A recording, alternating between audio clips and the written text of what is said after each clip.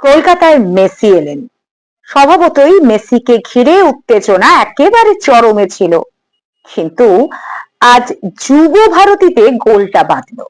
মেসিকে না দেখতে পেয়ে চরম বিশৃঙ্খলা এবং মানুষের মধ্যে দারুণ ক্ষোভ একেবারে উগরে দিলেন তারা। এটা ঠিক যেমন খেলা একেবারে পণ্ড হলে যা হয়, ঠিক তাই হয়েছে। আশায় জল ঢেলে দেওয়া হয়েছে। কবি সুকুমার বড়ুয়ার একটি লেখা আজ রইল আপনাদের জন্য। কবিতার নাম ফুটবল।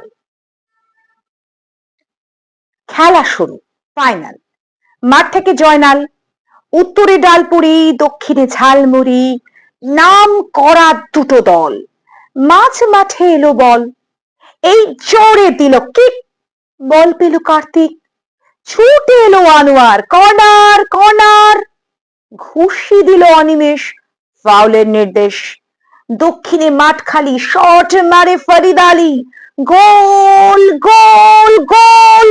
না না না, বল পেয়ে গেল রানা, রক্ষক আব্বাস, ধরে বল সাব্বাস, ছুড়ে দেয় বাবুকে, বাবু দেয় সাবুকে, সাবু দেয় রানাকে, রানা দেয় ছানাকে।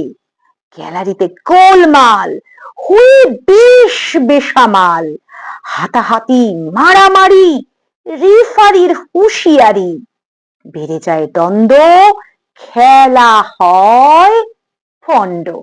ঠিক আজকে যেমন হলো, যারা অনেক অনেক টাকা দিয়ে টিকিট কেটে রাত থেকে লাইন দিয়ে যুব ভারতীর সামনে ভিড় করেছিল মেসিকে দেখার জন্য, না হলো কি হলো, মেসিকে দেখতে না পেয়ে একেবারে হতাশ হয়ে এক রাশ ক্ষোভ নিয়ে বাড়ি ফিরল।